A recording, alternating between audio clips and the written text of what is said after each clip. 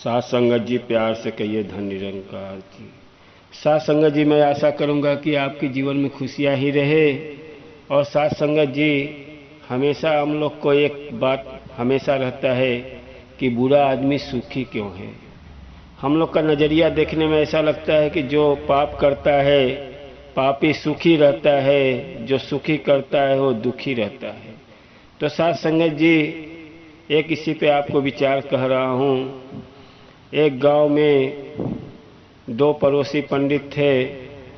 एक पंडित थोड़ा पढ़ा लिखा था जो गांव में पूजा पाठ कर सकता था और गांव की मंदिर थी, मंदिर का भी पूजा पाठ करता था, लेकिन उसके अंदर घमंड था।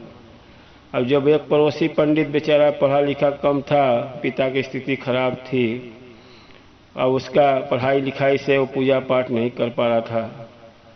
अब वो जो घमंडी पंडित 3-4 गांव को अपने बस में कर लिया था कि सबका पूजा पाठ मैं ही करूंगा और जो माता जी का मंदिर है मैं ही पूजा करूंगा। अब जो पढ़ा लिखा कम पंडित है उसका भाई स्थिति खराब होते जा रहा है, क्योंकि उसके पास पैसा आने का जरिया भी नहीं है, न खेती बाड़ी है, और जितना भी सब प्रजा का पूजा करने के लिए वहीं घमंडी पंडित तैयार हो गया। तो साथ संगत जी जो उसकी माँ थी, माँ गांव में मुखिया से बोली कि भाई मेरा भी पद होता है, आधा गांव का पूजा हमको दो और गांव का मंदिर का 1 महीना का उनको दो, 1 महीना का हमको दो। तो गांव का मुखिया बोला भाई अपने गांव का हम कर सकते हैं, दूसरे गांव का मैं नहीं कर सकता। तो उसकी माँ ने बोला अपने ही गांव का कर दो, कम से कम आधा में हम लोग खाएंगे जिएंगे। तो गांव वाले ने मिलके आधा गांव को उसको पूजा पाठ दे दिए और मंदिर का भी पूजा दे दिए। अब 1 महीने पे मंदिर का जब पूजा आता था तो वो जाता था, पूजा करता था, सुबह सुबह जो भी दक्षिणा मिलता था घर का गुजारा चलता था। और जो गांव का पूजा जब आता था तो दूसरे गांव का पंडित लाके या उसी को घमंडी पंडित को ले जाके पूजा करवाता था, जो उसको 2 हिस्सा देता था, 1 हिस्सा अपना लेके वो काम चलाता था।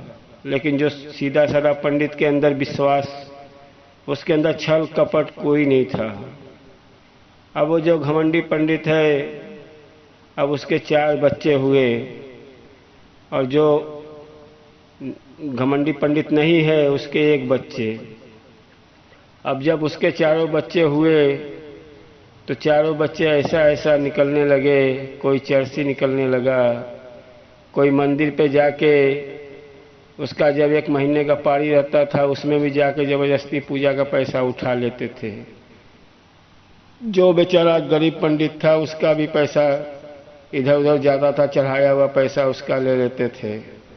अब उसको तंग करने लगे कि ये मंदिर का पूजा इससे बंद कराया जाए। सब बच्चे मिलके दिन रात वहीं पे रहने लगे, कुछ भी कोई चढ़ाता था फटाक से उठा लेते थे। अब बेचारा वो परेशान हो गया। अब गांव वाले भी कुछ नहीं कर पा रहे हैं, जो मुखिया था वो गुजर चुका था।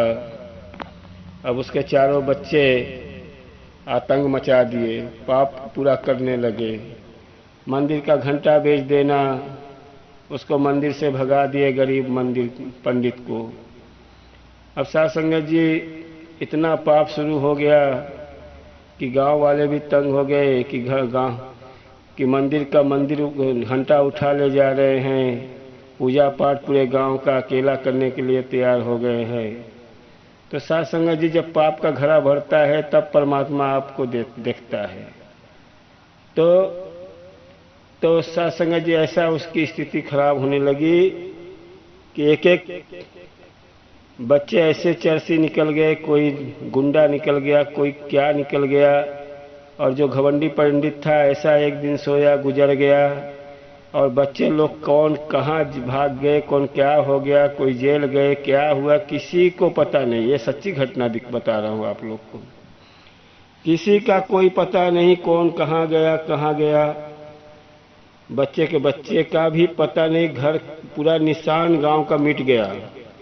गांव का जो जमीन है कोई ऐसे ही खंडर पड़ा हुआ है।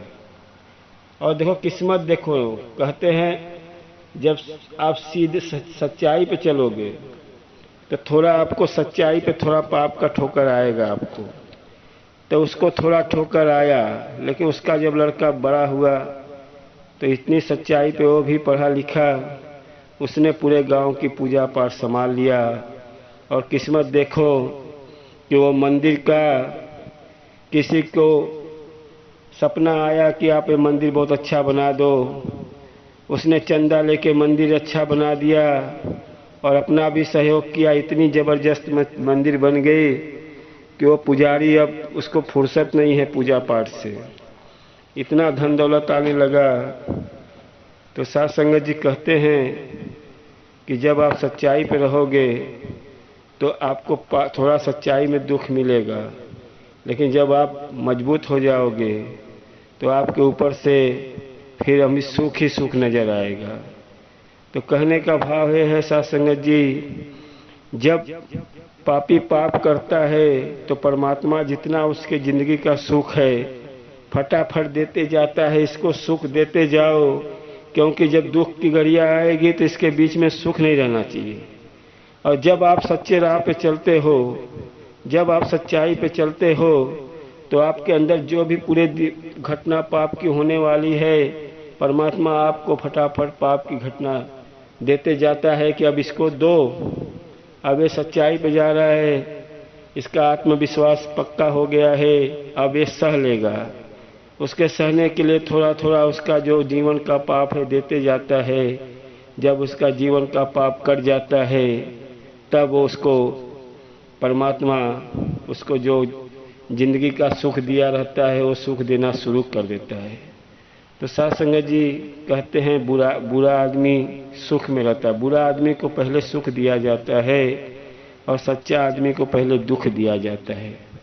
तो साध संगत जी कहने का भाव यही है कि आप जब सच्चाई पे चलोगे, जब गुरु के शरण में जाओगे, तो पहले आपका जीवन का जो पाप है गुरु आपको देते रहता है थोड़ा थोड़ा करके कि अब ये सहने लायक हो गया है, ये थोड़ा थोड़ा सह लेगा। उसी समय आपको लगता है कि मुझे बहुत दुख मिल रहा है, बहुत दुख मिल रहा है, उसी में घबराने लगते हो। जब आपका पूरे जीवन का दुख कट जाता है तब आपको वो सुख मिलता है, वो सुख मिलता है कि जिंदगी पूरा सुख ही सुख, पूरा सुख ही सुख हो जाती है। जिंदगी एक जीवन अच्छा हो जाता है, फिर दुख की घड़ियां खत्म हो जाती है। तो साध संगत जी बुरे आदमी का जितना सुख है उसको एक साथ में दिया जाता है, फिर उसकी पाप शुरू होती है। तो साध संगत जी कहते हैं कि भाव है, प्यार से कहिए धन निरंकार जी।